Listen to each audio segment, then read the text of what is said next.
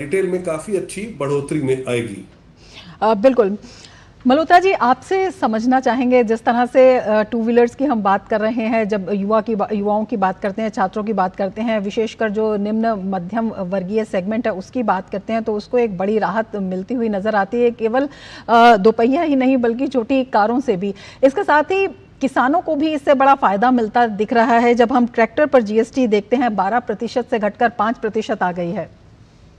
बिल्कुल सही कहा कि ट्रैक्टरों पे ज़्यादा डिस्कशन नहीं होता, पर ट्रैक्टरों में जो 12 से 5 कर दिया गया है, और चाहे हम सीसी बता रहे थे 1.8 लीटर, 98% ट्रैक्टर उसमें रेंज में आते हैं, यानी कि नियरली 100% ट्रैक्टर्स को काफ़ी रिडक्शन मिला है।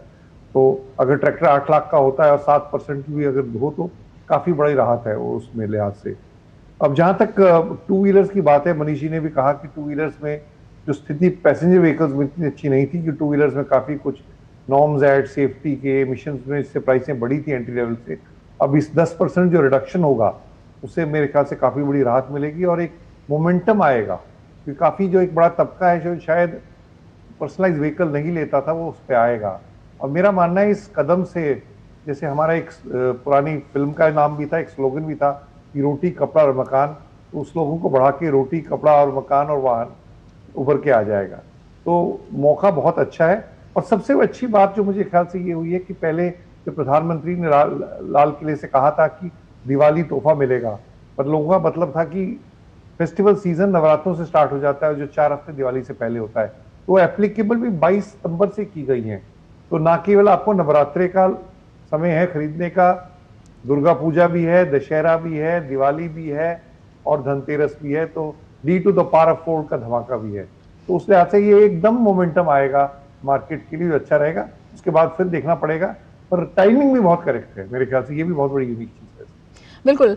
22 तारीख का लोग बेसब्री से इंतजार कर रहे हैं, क्योंकि इसमें बता रहे हैं कि जो सार्वजनिक परिवहन है उस पर भी कम कर दिया गया है। तो एक बड़ी जनसंख्या है जो सार्वजनिक परिवहन से ट्रैवल करती है, उसको बड़ा फायदा मिलने वाला है। इसके साथ ही जो मालवाहक वाहन है उन पर भी कम कर दिया गया है। तो इससे भी किस तरह से आप देखते हैं कि अर्थव्यवस्था को ये रफ्तार देता हुआ दिखाई देता है?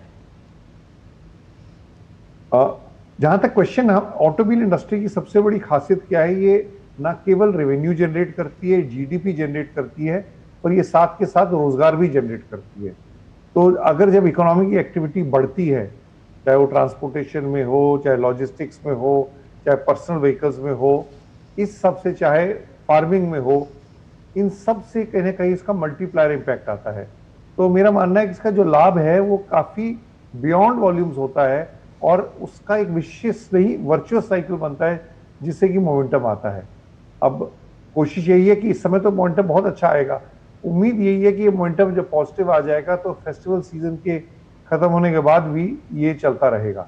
पर जो और सारे सेक्टर्स इकोनॉमी जो लिंक्ड है ऑटोमोबाइल इंडस्ट्री से, जो डायरेक्टली लिंक नहीं है, उनको भी बहुत बड़ा लाभ होता है। बिल्कुल, उन पर भी बात करेंगे, उन पर भी बात करेंगे। सिंघानिया जी, आपसे समझना चाहेंगे, जो लग्जरी कार्स हैं उनकी भी बात कर लेते हैं। 40% तक उपकर ना होने पर इससे कहा जा रहा है कि ये जो आईटीसी यानी कि इनपुट टैक्स क्रेडिट के लिए